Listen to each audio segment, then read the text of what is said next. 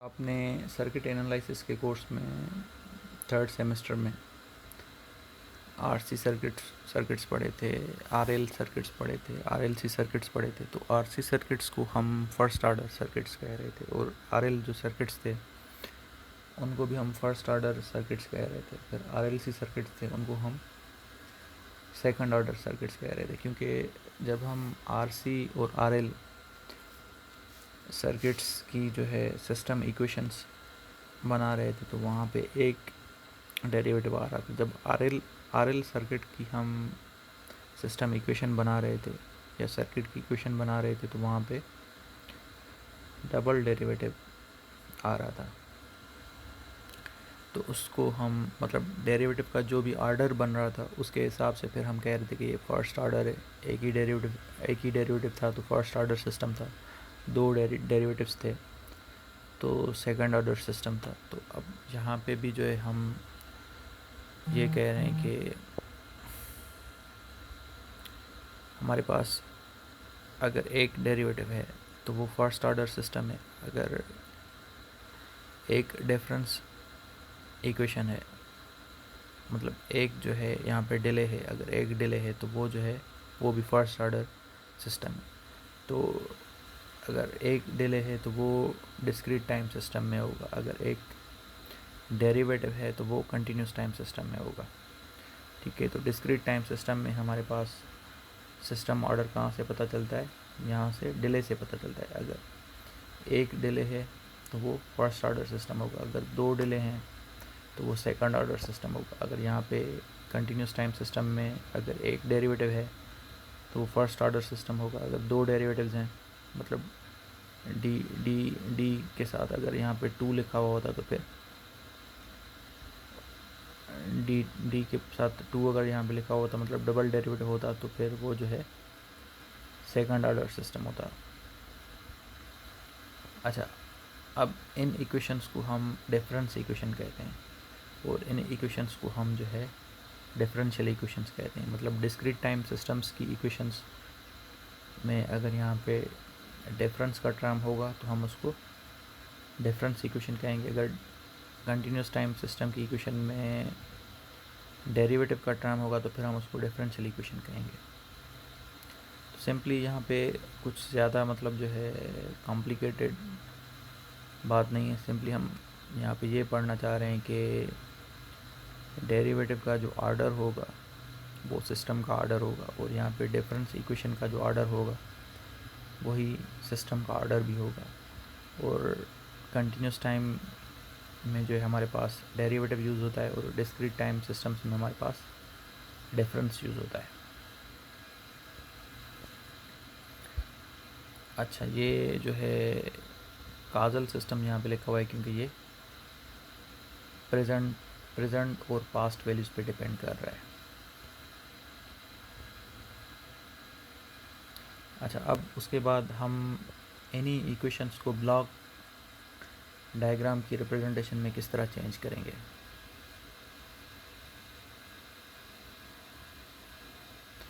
तो सिस्टम की इक्वेशन में मोस्टली हमारे पास जो होता है वो एडिशन होती है, मल्टीप्लिकेशन होती है, ठीक है, और जो है हमारे पास डिले वगैरह होता है या डिफ्रेंशिएशन होती है। तो दो सिग्नल्स अगर ऐड करने हैं तो फिर हम एक सर्कुलर ब्लॉक यूज़ करते हैं, उसके अंदर प्लस साइन लिख देते हैं, ठीक है, या फिर माइनस साइन भी लिख सकते हैं, लेकिन मोस्टली हम प्लस साइन ही लिखते हैं और फिर माइनस साइन सिग्नल के साथ लिख देते हैं।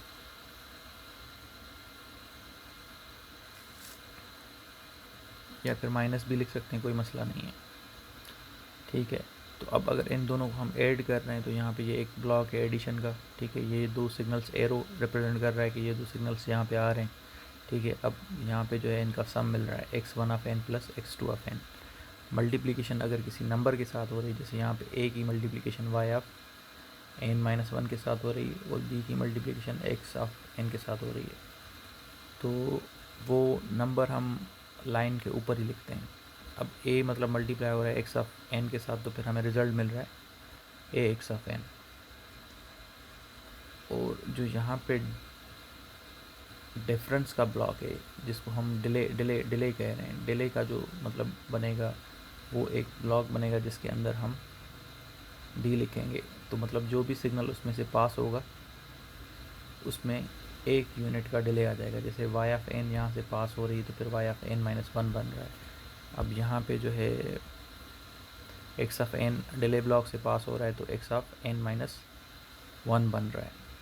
अब इस सिस्टम की इक्वेशन को अगर हमें ब्लॉक डायग्राम रिप्रेजेंटेशन में शो करना है तो आउटपुट हम मोस्टली राइट हैंड साइड पे लिखते हैं और इनपुट जो है हमारा लेफ्ट हैंड साइड पे होता है। तो अब इनपुट एक्स ऑफ एन किसके साथ मल्टीप्लाई हो रहा है, बी के साथ। तो हमने जैसे यहाँ पे देखा मल्टीप्लिकेशन कांस्टेंट की किसी सिग्नल के साथ कैसे होगी, हम उस नंबर को लाइन के ऊपर लिख देंगे। तो ये बी जो है एक्स ऑफ एन के साथ मल्टीप्लाई होगा तो हमें B into X of N मिल गया। ठीक है, अब वो ऐड किसके साथ हो रहा है, तो अब ऐड हो रहा है तो हम एडिशन का यहाँ पे ब्लॉक लगाएंगे, लेकिन उसमें ऐड क्या हो रहा है, minus A Y of N minus 1। तो वाई ऑफ एन माइनस 1 क्या है, एक्चुअली वाई ऑफ एन ही है, लेकिन उसमें क्या है, डिले आ रहा है। तो वाई ऑफ एन तो ऑलरेडी यहाँ पे है, वो हमें दोबारा नहीं बनाना। फिर हम वाई ऑफ एन को पास करेंगे डिले ब्लॉक में से, तो फिर हमें वाई ऑफ एन माइनस 1 मिल जाएगा यहाँ पे। फिर वाई ऑफ एन माइनस 1 को हम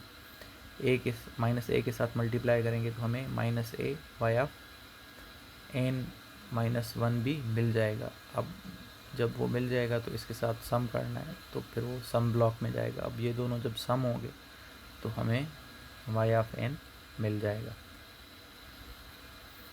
अब वही सेम एग्जैक्टली सेम चीज़ है, सिर्फ हमने क्या किया, यहाँ पे जो है वहाँ पे डिले ब्लॉक था, यहाँ पे डिफरेंशिएटर ब्लॉक है कि X of T continuous time signal है। अगर वो डिफरेंशिएटर ब्लॉक में से पास होगा तो उसके साथ डिफरेंशिएशन ऑपरेशन परफॉर्म हो जाएगी और फिर हमारे पास जो आउटपुट पे सिग्नल आएगा वो D x of T over D T आएगा। बाकी यहाँ पे मल्टीप्लिकेशन हो रही है ए की एक्स ऑफ टी के साथ, तो हमें ए एक्स ऑफ टी मिल रहा है। और यहाँ पे दो सिग्नल्स ऐड हो रहे हैं, x1 ऑफ टी और x2 ऑफ टी। तो रिज़ल्ट हमें क्या मिल रहा है, x1 of T plus x2 of T. और अब ये सिस्टम की इक्वेशन है ब्लॉक डायग्राम में रिप्रेजेंट करने। तो इनपुट हम अगेन लेफ्ट हैंड साइड पे लिखेंगे, आउटपुट राइट हैंड साइड पे लिखेंगे। तो इनपुट के साथ बी अपॉन ए मल्टीप्लाई हो रहा है, तो वो हमने यहाँ पे बी अपॉन ए लिख दिया है। ठीक है, अच्छा उसके बाद वो ऐड हो रहा है इस टर्म के साथ D Y over D T, मतलब जो आउटपुट है उसका हमें डेरिवेटिव फाइंड आउट करना है। तो वाई ऑफ टी तो हमने ऑलरेडी यहाँ पे लिखा है, उसको फिर हमें डिफरेंशिएटर ब्लॉक से पास करना है, तो हमें D Y over D T मिल जाएगा। अब उसको -1 अपान ए के साथ मल्टीप्लाई करना है, फिर ये बन जाएगा हमारा -1 upon A D Y over D T. ठीक है, वो फिर ऐड होगा B upon A X of T के साथ। तो ये दोनों जब ऐड होंगे तो हमें वाई ऑफ टी मिल जाएगा आउटपुट। अच्छा, जैसे डिफरेंशिएटर का ब्लॉक है इसी तरह इंटीग्रेटर का ब्लॉक भी होता है। तो कोई भी सिग्नल जब इंटीग्रेटर ब्लॉक में से पास होता है तो उसकी इंटीग्रेशन हो जाती है। वो किसी भी मतलब इंटीग्रेशन शुरू होती है माइनस इन्फिनिटी से किसी भी प्रेजेंट टाइम टी तक। ठीक है, अच्छा यहाँ पे टी को हमने टाउ में चेंज कर लिया है, क्योंकि जब हम इसकी इंटीग्रेशन परफॉर्म करेंगे, जब बाद में ये लिमिट पुट करेंगे, क्योंकि लिमिट हमने टी के फॉर्म में लिखी है, तो लिमिट जब पुट करेंगे वो अगेन हमें सिग्नल जो है टी के फॉर्म में ही चेंज होके मिल जाएगा। अच्छा, इक्वेशन वही है, हम इस डिफरेंशिएशन की जो यहाँ पे डेरिवेटिव हमने यहाँ पे फाइंड आउट किया उसको मतलब हम यहाँ पे इंटीग्रेशन में चेंज करना चाहते हैं, तो कैसे करेंगे। अब इस डेरिवेटिव वाले टर्म को हमने यहाँ पे लेफ्ट हैंड साइड पे लिखा है। ठीक है, और वाई ऑफ टी को हमने राइट हैंड साइड पे लिखा है। तो इसके साथ नेगेटिव की सैम्पल आ गई है और इसकी जो नेगेटिव वाली सैम्पल है वो ख़त्म हो गई। अब 1 अपान ए जो इसके साथ है वो हमने बाकी इन दो टर्म्स के साथ मल्टीप्लाई किया है, माइनस मतलब यहाँ पे 1 अपान ए है तो इसके साथ मल्टीप्लाई होगा B upon A X of T के साथ, तो वो बन जाएगा ए में कैंसिल हो जाएगी, बाकी हमारे पास बी एक्स ऑफ टी बच जाएगा। और यहाँ पे वाई ऑफ टी के साथ कुछ भी नहीं है तो वो ए इसके साथ मल्टीप्लाई हो जाएगा। अब इसको अगर हम इंटीग्रेट करेंगे तो हमारे पास y ऑफ t आ जाएगा, और दोनों साइड्स पे इंटीग्रेशन करेंगे तो बाकी ये जो दो टर्म्स हैं उसके साथ भी इंटीग्रेशन की सिंबल आ जाएगी, माइनस इन्फिनिटी टू t, ठीक है। फिर टाउ में चेंज करेंगे, B X of tau minus A Y of tau D tau. अब इसको ब्लॉक डायग्राम रिप्रेजेंटेशन में शो करना है तो अगेन सेम चीज़ करेंगे, इनपुट को लेफ्ट हैंड साइड पे लिखेंगे, आउटपुट को राइट हैंड साइड पे लिखेंगे, ठीक है। अब इनपुट के साथ क्या मल्टीप्लाई हो रहा है, बी मल्टीप्लाई हो रही है, तो बी हमने यहाँ पे रखी है, ठीक है। और उसमें से सब्ट्रैक्ट क्या हो रहा है, उसमें से सब्ट्रैक्ट हो रहा है A minus A Y of T. तो वाई ऑफ टी तो हमें ऑलरेडी यहाँ पे मिला हुआ है, ठीक है। उसको हमें ए माइनस ए के साथ मल्टीप्लाई करना है और फिर इसके साथ सम करना है। जब ये दोनों मिल जाएंगे तो उनको फिर हमें क्या करना है, इंटीग्रेट करना है। तो इंटीग्रेटर का जो है ब्लॉक हमने यहाँ पे लगा दिया, जैसे ही वो सिग्नल यहाँ से पास होगा तो फिर हमें क्या मिल जाएगा, ये पूरा का पूरा मिल जाएगा जो कि वाई ऑफ टी के बराबर है। अच्छा, कुछ सिस्टम्स में इनिशियल कंडीशंस मिली हुई होती हैं, क्योंकि यहाँ पे ये जो माइनस इन्फिनिटी, अब ये तो हमें नहीं पता कि कहाँ से स्टार्ट हो रही है, तो हमें इनिशियल कंडीशंस मिली हुई होती हैं। जैसे अगर हम किसी कैपेसिटर को चार्ज कर रहे हैं, ठीक है, तो हो सकता है उस कैपेसिटर में ऑलरेडी कुछ चार्ज हो, तो वो उसकी इनिशियल कंडीशन होगी। तो फिर इसी तरह यहाँ पे हमें इनिशियल कंडीशन अगर मिली हुई है तो हम यहाँ पे लिख रहे हैं कि जो output Y of T zero है वो मिला हुआ है। तो बाकी जो हम इंटीग्रेशन फाइंड आउट करेंगे वो टी नॉट से लेकर टी तक करेंगे, क्योंकि टी नॉट तक हमें वाई ऑफ टी का वैल्यू मिला हुआ है, ठीक है। Minus infinity to T naught तक हमें वैल्यू मिला हुआ है, तो फिर बाकी इंटीग्रेशन हम टी नॉट से टी तक करेंगे। तो ये वाली जो है हमारी वाई ऑफ टी नॉट जो है हमारी इनिशियल कंडीशन है। अच्छा, अब ये यहाँ पे एक सिस्टम मिला हुआ है, Y of N minus one upon two Y of N minus one is equal to X of N. Initial conditions हमें मिली हुई हैं कि अगर एन की वैल्यू ज़ीरो से कम है तो इनपुट भी ज़ीरो है, आउटपुट भी ज़ीरो है, ठीक है। तो मतलब सिस्टम जो है हमारा स्टार्ट होगा ज़ीरो से, ठीक है। तो हमें करना क्या है, हमें कह रहा है कि पहले जो है पहले पार्ट में इसका ब्लॉक डायग्राम बनाएं। ब्लॉक डायग्राम बनाने के लिए हमें वाई ऑफ एन को लेफ्ट हैंड साइड पे रखा है, बाकी सारे टर्म्स हमने राइट हैंड साइड पे रखे हैं, ठीक है। और अब जो है हम यहाँ पे लेफ्ट हैंड साइड पे जो है इनपुट सिग्नल रख रहे हैं ब्लॉक डायग्राम रिप्रेजेंटेशन में, और वाई ऑफ एन जो है राइट साइड पे रख रहे हैं, और एक्स ऑफ एन के साथ कुछ भी नहीं मल्टीप्लाई नहीं हो रहा। तो अच्छा, यहाँ पे ये जो बी और माइनस ए है इसमें परेशान होने की बात नहीं है। ये असल में यहाँ पे ये मुझे पिक्चर ऐसी मिली थी जिसमें हमें जो b का वैल्यू है, क्योंकि यहाँ पे 1 है तो वो b का वैल्यू मैंने यहाँ पे लिख दिया है कि b का वैल्यू 1 है, ठीक है। वरना हमें यहाँ पे कुछ भी नहीं लिखना, क्योंकि 1 हम नॉर्मली नहीं लिखते, ठीक है। और 1/2 यहाँ पे आएगा माइनस ए की जगह पे, तो a की वैल्यू क्या है हमारे पास, -1/2। तो a की वैल्यू जब हम यहाँ पे पुट करेंगे -1/2 तो वो बन जाएगा +1/2, जो कि मल्टीप्लाई हो रहा है Y of N minus one के साथ।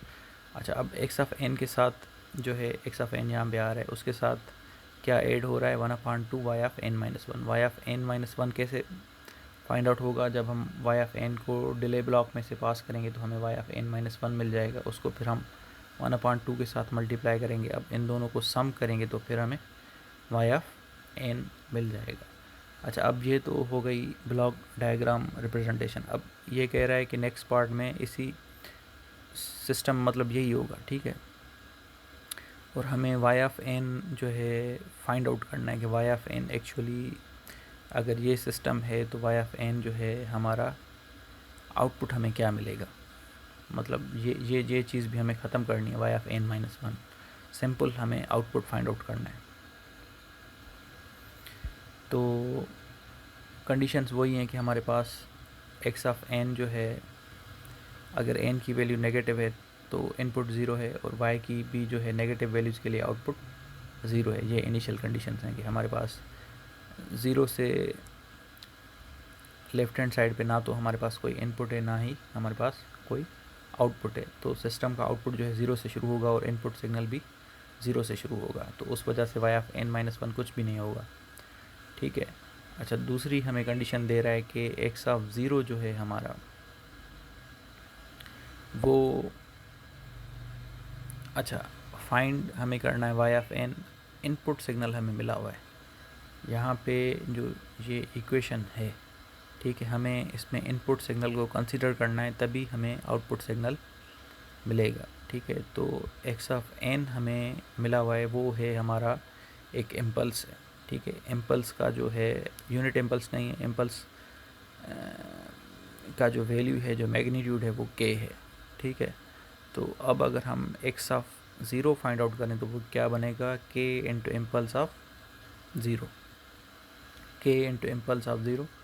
तो इम्पल्स ऑफ 0 हमारा 1 होता है, k के साथ मल्टीप्लाई करेंगे तो वो हमारा k बन जाएगा। तो ये मतलब हमने ये चीज़ यहाँ से फाइंड आउट की है कि अगर x ऑफ 0 की हमें कहीं पे वैल्यू चाहिए तो वो जो है k into impulse of 0 which will be equal to k। तो अब डायरेक्टली हमें अगर सॉल्व नहीं करना आ रहा तो हम क्या करेंगे, y ऑफ 0 फाइंड आउट करेंगे, y ऑफ 1 करेंगे, y ऑफ 2 करेंगे। ठीक है, फिर पैटर्न देखेंगे कि क्या पैटर्न बन रहा है, उस हिसाब से फिर हम y ऑफ n को फाइंड आउट करेंगे। अब y ऑफ 0 अगर हम फाइंड आउट करें तो इक्वेशन के हिसाब से x ऑफ 0 मतलब n की वैल्यू, अगर इक्वेशन में अगर n की वैल्यू हम 0 पुट करें तो y ऑफ 0 यहाँ पे आ जाएगा, यहाँ पे x ऑफ 0 आ जाएगा, फिर हमारे पास 1/2 y ऑफ n-1 था, तो n की वैल्यू 0 रखेंगे तो बाकी y ऑफ -1 बचेगा। ठीक है। अच्छा, अब y ऑफ -1 क्या है, 0 है, क्योंकि नेगेटिव वैल्यूज़ के लिए n की वैल्यू जब नेगेटिव है तो उसके लिए कोई भी हमारे पास आउटपुट नहीं है, तो ये पूरा टर्म 0 हो जाएगा, बाकी हमारे पास x ऑफ 0 बचेगा। x ऑफ 0 की हमने वैल्यू फाइंड आउट की है, वो क्या है, k है, तो y ऑफ 0 हमारा क्या है, k है। ठीक है, इसी तरह y ऑफ 1 हमें फाइंड आउट करना है, तो x of n plus 1/2 y of 0 यहाँ पे आ जाएगा। ठीक है, अब y ऑफ 0 की वैल्यू ऑलरेडी हम फाइंड आउट कर चुके हैं जो कि k है, तो 1/2 k हो जाएगा, और x ऑफ 1 की वैल्यू वो यहाँ पे क्या है, यहाँ पे x ऑफ 1 की वैल्यू भी 0 होगी, क्योंकि ये इम्पल्स जो है सिर्फ 0 पे डिफाइंड है, मतलब इनपुट सिग्नल जो है हमारा सिर्फ 0 पे डिफाइंड है।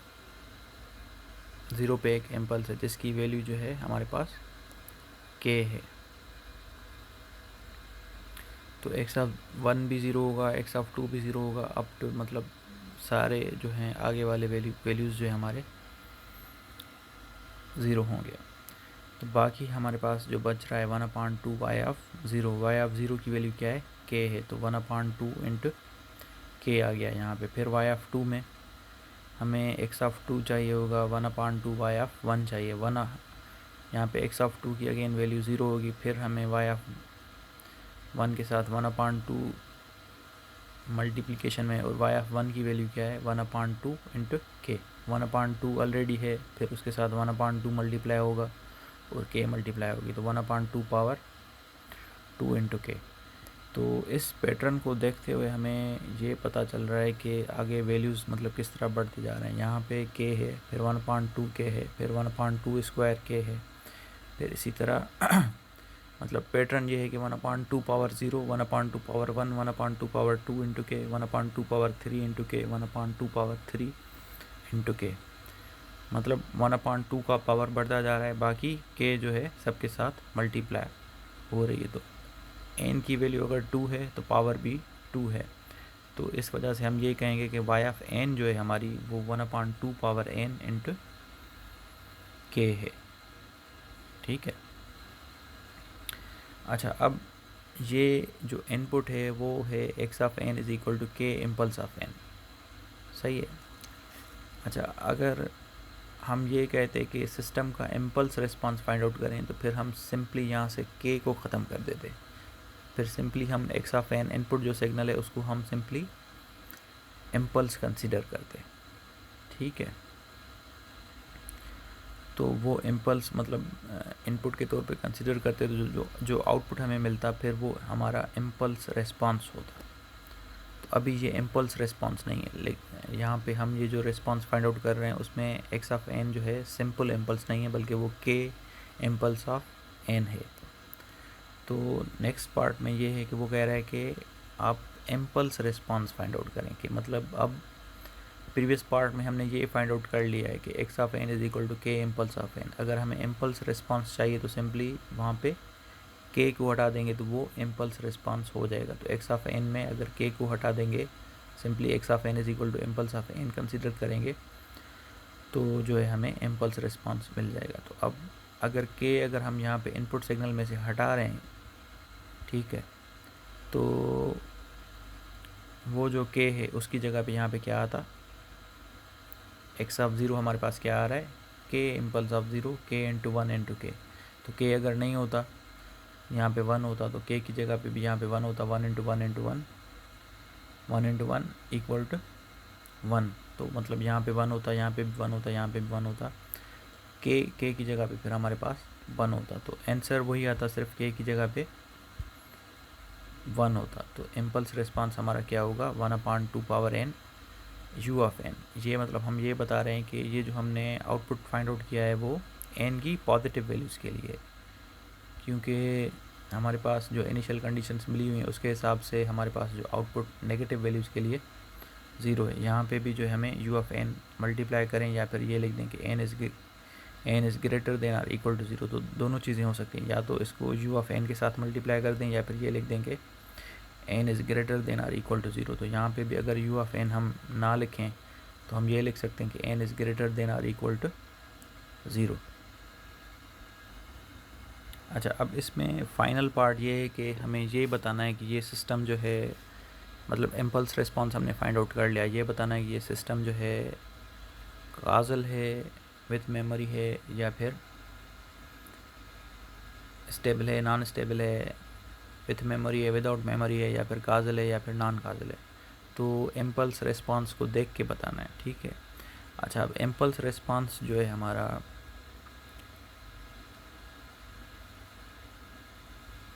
जो है वो एन की नेगेटिव वैल्यूज़ के लिए क्या है, ज़ीरो है, ठीक है। तो उसका मतलब ये होगा कि ये जो जिस सिस्टम का इम्पल्स रिस्पॉन्स है वो सिस्टम काजल है, क्योंकि अगर नॉन काजल होता तो फिर एन की नेगेटिव वैल्यूज़ के लिए भी कुछ ना कुछ हमें जो है इम्पल्स रिस्पॉन्स मिलता, ठीक है। अच्छा, अब ये तो पता चल गया कि ये काजल है। अच्छा, अब ये जो सिस्टम, जिस सिस्टम का ये इम्पल्स रिस्पॉन्स है उसमें अब मेमोरी है कि नहीं है। अच्छा, अगर मेमोरी नहीं होती तो इम्पल्स रिस्पॉन्स जो होता है वो सिर्फ ज़ीरो पे आता है, लेकिन अगर ज़ीरो के अलावा अगर एन की मतलब वैल्यू जो है ज़ीरो के अलावा और कहीं पे भी इम्पल्स रिस्पॉन्स आए तो वो जो है सिस्टम जो है विथ मेमोरी है। अब एच ऑफ एन जो है हमारा डिकेइंग सिग्नल बन रहा है 1/2 पावर एन, मतलब एन की वैल्यू बढ़ती जाएगी और वैल्यू एच ऑफ एन की जो है वैल्यू, सैम्पल्स की वैल्यू कम होती जाएगी, जैसे डिकेइंग एक्सपोनेंशियल सिग्नल होता है। तो मतलब एन की काफ़ी सारी वैल्यूज़ पे हमें इम्पल्स रिस्पॉन्स मिल रहा है, तो इस वजह से सिस्टम विथ मेमोरी है, ठीक है। अच्छा, अब उन सब सैम्पल्स को अगर हम ऐड करें तो ऐड हो जाएंगे, क्योंकि ये डिकेइंग एक्सपोनेंशियल है। तो उसको हम ऐड करने के लिए क्या यूज़ करेंगे, ज्योमेट्रिक सीरीज़ यूज़ करेंगे। तो वो आप खुद कर लीजिएगा, जब ज्योमेट्रिक सीरीज़ के थ्रू इस इम्पल्स रिस्पॉन्स के सैम्पल्स को ऐड करेंगे तो हमारे पास सम 2 आएगा।